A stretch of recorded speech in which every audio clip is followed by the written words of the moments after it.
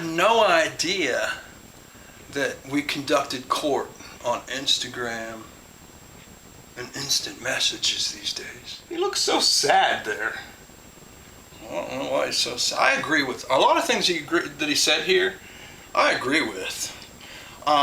You can't be much of a Christian if you do what you've done and then throw God up in people's faces. I agree with that part. I'm not so fast to agree with the other parts, though. Not at all. So Jason Friedman came out and made a video that let's talk about how court really works. Let's talk about how court works.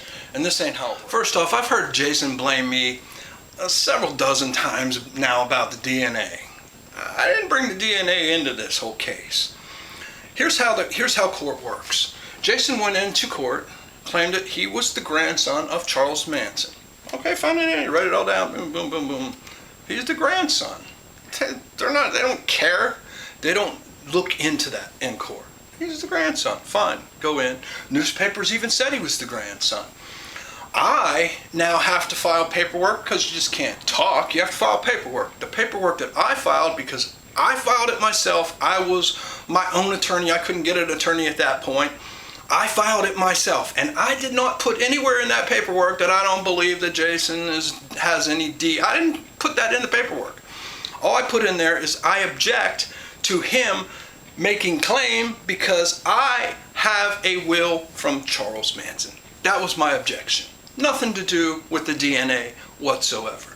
How the DNA came into this case was Jason was arguing the fact that he already had his DNA tested against Matthew, who was in the case at the time, and they didn't match. And being that he's the grandson already, and they didn't match,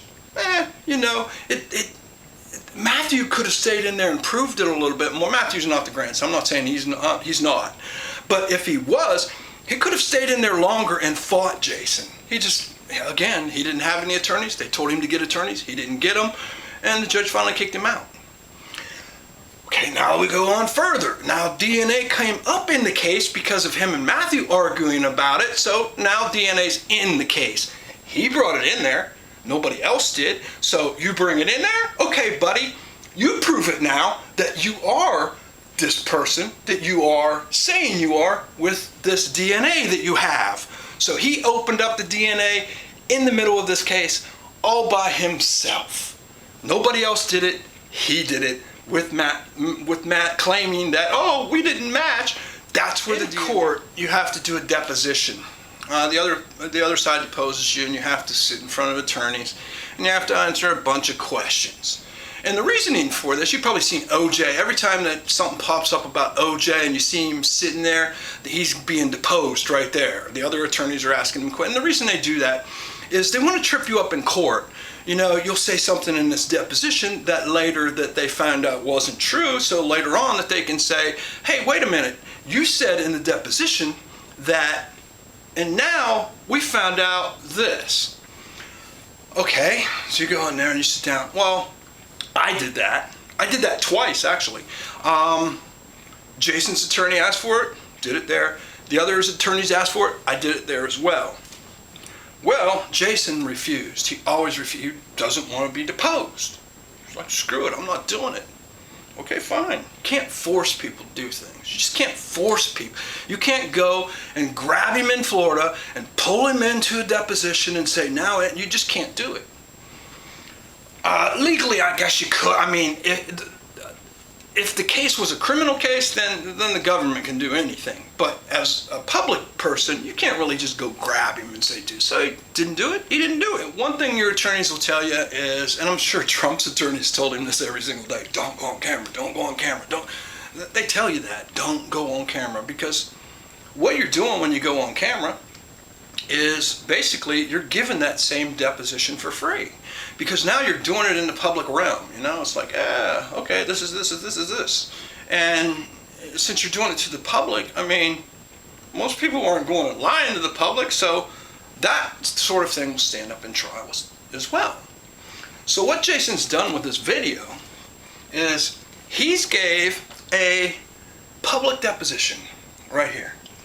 he's claiming that his DNA matches his dad's DNA, and they all match now, and it's all happy ever after. That's all he really says in this video.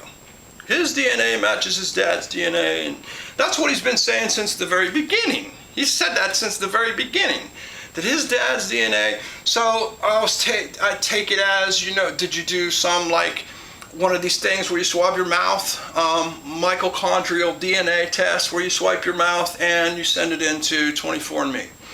Well, if that would have happened, then I'm sure the other people would have been notified, hey, they have a cousin too.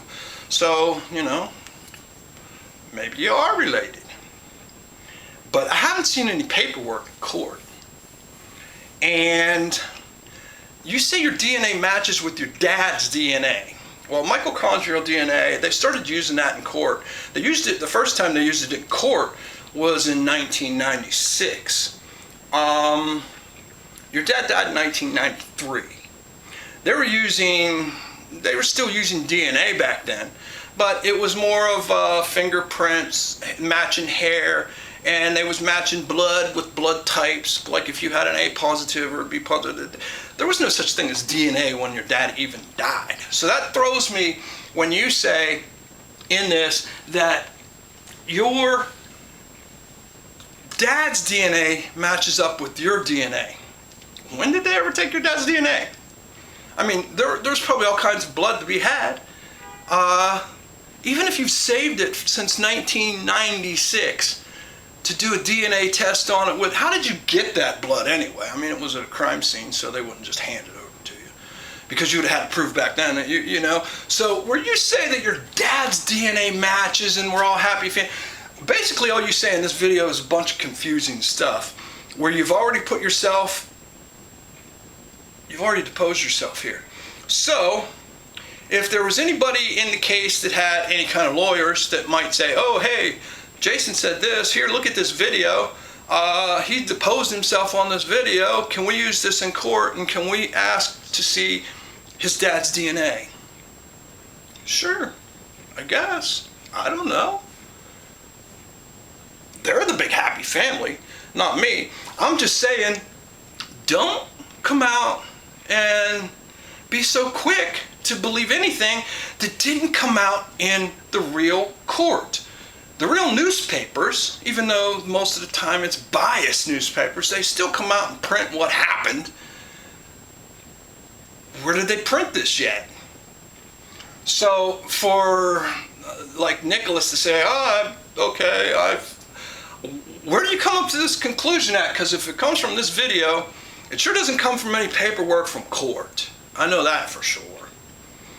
It will now, though, because now he can be deposed from what he said on here, because it's almost, you know, I mean, it's not like I saved the video or anything, you know. It's just, when you come out in public for your, sometimes, I understand what it's like being in the middle of a case where everybody's looking at it all the time, everybody's talking about it all the time. You always want to come out and say something, but I would give you a word of advice.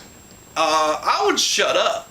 Because if this isn't really true, what you're saying, and you're only trying to win the public opinion on that, you might have to perjure yourself in court when it comes to the fact of the DNA. Where is your dad's DNA at? When did they ever take your dad's DNA? And I think you've gotten way too far into your own head if you think people are writing books about you. Seriously, come on now. I looked at the last video that you did on News Nation, and the comments in there is like, the comments are hilarious. You ought to go read those, Jason.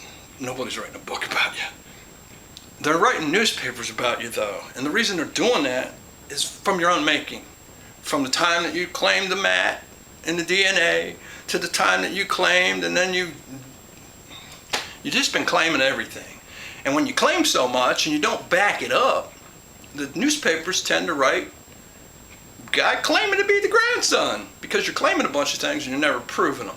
So nobody's writing books, they're just writing newspapers about you. And this probably won't change the newspapers. So if you do have some sort of a test where you're matched up with your dad's DNA and you're all one big old happy Manson family now, file in court. Not on Instagram. Peace.